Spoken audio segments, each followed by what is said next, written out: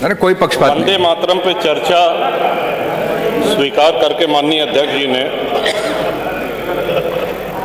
जो ऐतिहासिक काम किया है, इसका हम सभी लोग उनके प्रति आभार व्यक्त करते हैं, आभारी हैं। कुछ चीज़ें ऐसी हैं जो खुल के सामने आनी चाहिए। वंदे मातरम का महत्व, मेरे पहले माननीय अधिष्ठाता जी, कई माननीय विद्वान सदस्य बोल चुके हैं। मेरा प्रयास रहेगा कि उनकी बातों को दोहराया न जाए। वंदे मातरम किसी एक व्यक्ति के कहने पर, किसी एक व्यक्ति के लिखने पर राष्ट्रगीत नहीं बना। पूरी संविधान सभा ने यह निर्णय लिया कि वंदे मातरम राष्ट्रगीत होगा और जन गण मन ये राष्ट्रगान होगा। और संविधान सभा में कौन कौन से महानुभाव थे ये बताने की आवश्यकता नहीं। वो हमसे बहुत अधिक ज्ञानी, वो हम सब लोगों के आदर्श, एक से एक व्यक्तित्व, एक से एक विभूतियां उस संविधान सभा में थी। श्रीमान, आज थोड़ा कष्ट अवश्य हुआ। वंदे मातरम पे चर्चा कोई हास परिहास का विषय नहीं। वंदे मातरम सभी के लिए पूज्य है, सभी के लिए सर्वमान्य है, ऐसा हम लोग मान करके चल रहे थे। और जो लोग वंदे मातरम का गान करके फांसी पे चढ़ गए, बंकिम बाबू ने बंगाल में लिखा, लेकिन ये पूरे भारत में व्याप्त हुआ। श्रीमन, खुदीराम बोस जी का जन्म हुआ बंगाल में मिदनापुर में, और उनको फांसी पे चढ़ाया गया मुजफ्फरपुर बिहार में। अंतिम शब्द उनके वंदे मातरम थे। मदन लाल धींगरा अमृतसर पंजाब में जन्म हुआ, लंदन में उनको फांसी पर चढ़ाया गया, उनका अंतिम शब्द वंदे मातरम था। पंडित राम प्रसाद बिस्मिल जी शाहजहांपुर में जन्म हुआ, उनको फांसी पर चढ़ाया गया गोरखपुर में। वंदे मातरम अंतिम शब्द थे जो उनके श्रीमुख से निकले।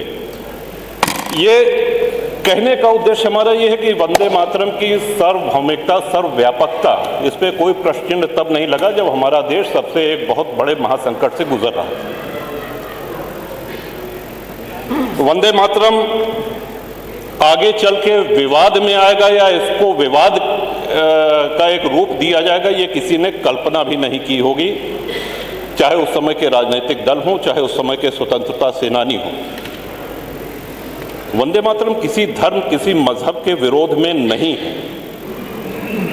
और जैसा कि मैंने पहले ही निवेदन किया कि संविधान सभा ने इसको राष्ट्रीय गीत कहा है, हम सभी को वो सम्मान करना चाहिए। लेकिन इसी सदन में, अब अगर सदन की बात की जाए श्रीमन, तो पूरे भारत में जितने सदन, चाहे वो लोकसभा हो, चाहे राज्यसभा हो, चाहे उत्तर प्रदेश की विधानसभा हो, चाहे विधान परिषद हो, जब सत्र शुरू होता है, आरंभ होता है, तो वंदे मातरम के गान के साथ ही होता है। ये इसकी सर्वव्यापकता है। लेकिन क्या इसी सदन में कुछ ऐसे सदस्य नहीं हैं जो उस समय मौन रह जाते हैं?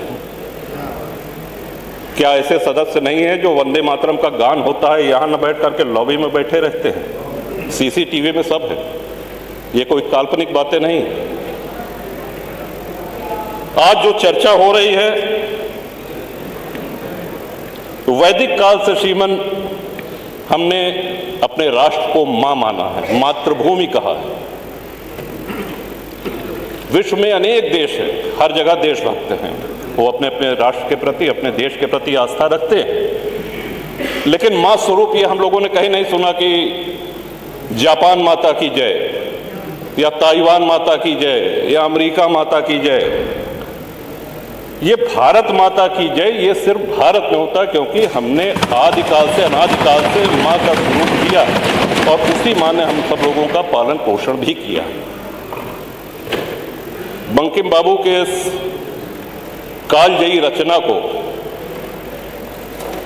पूरे भारत में स्वतंत्रता सेनानियों ने अपनाया, इतना लोकप्रिय हुआ, तब जाकर के इसको राष्ट्रगीत के रूप में संविधान सभा ने मान्यता दी। श्रीमन,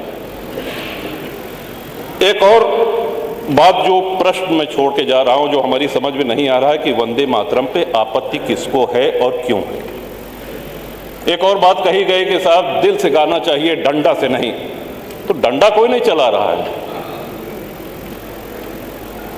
और दिल से गाना चाहिए। ये तो स्वाभाविक सी बात है कि आप अपने राष्ट्रगीत को दिल से नहीं गाएंगे तो क्या करेंगे। लेकिन ये उत्तर प्रदेश की विधानसभा के अंदर जो वार्ता होती है, जो शब्द बोले जाते हैं, जो भाषण होते हैं, ये पूरा प्रदेश ही नहीं पूरा देश देखता है। अब जब हम चुनाव लड़ने जाएंगे तो जो आदरणीय मतदाता हैं उनको भी ये ध्यान रखना होगा पूरे प्रदेश में कि कौन राष्ट्रगीत का गान करता है, कौन नहीं करता है, किसके मुंह पे ताला लग जाता है, कौन बैठा रह जाता है। ये सबसे महत्वपूर्ण बात है श्रीमान। आज जो संविधान की दुहाई देते हैं, हम सब लोगों के लिए बहुत पुण्य ग्रंथ है संविधान। संविधान सर्वमान्य दस्तावेज है हमारे राष्ट्र का और उसी संविधान सभा ने इसको राष्ट्रगीत का दर्जा दिया है। मैं आशा करता हूं कि हमारे बाद जो माननीय सदस्य बोलेंगे वो इस विषय को अवश्य इस पे प्रकाश डालेंगे कि वंदे मातरम पे आपत्ति किसको है और वंदे मातरम पे आपत्ति क्यों है। ये दो सीधे सरल सवाल ये सदन में भी चर्चा होनी चाहिए इस पे और श्रीमान आपके माध्यम से, सदन के माध्यम से पूरे प्रदेश में ये संदेश जाना चाहिए कि राष्ट्रगीत पे किसको। अब कल के दिन कह देंगे कि साहब ये वंदे जो है जनगण मन भी जो है ये कहीं भारत भाग्य विधाता, कहीं भारत को हम अपना भाग्य विधाता नहीं मानते हैं, इसको भी हटाओ, इसको भी नहीं गाएंगे, तब हम लोग क्या करेंगे। तो ये बड़े गूढ़ विषय, ये तब नहीं था जब आज़ादी की लड़ाई हो रही थी। इन विषयों पर श्रीमान अवश्य आज माननीय सदस्य जो बोलेंगे उस पर बोलें, तभी ये चर्चा सार्थक होगी। आपने हमको समय दिया, बहुत बहुत आभार, धन्यवाद। वंदे मातरम, भारत माता की जय। संग्राम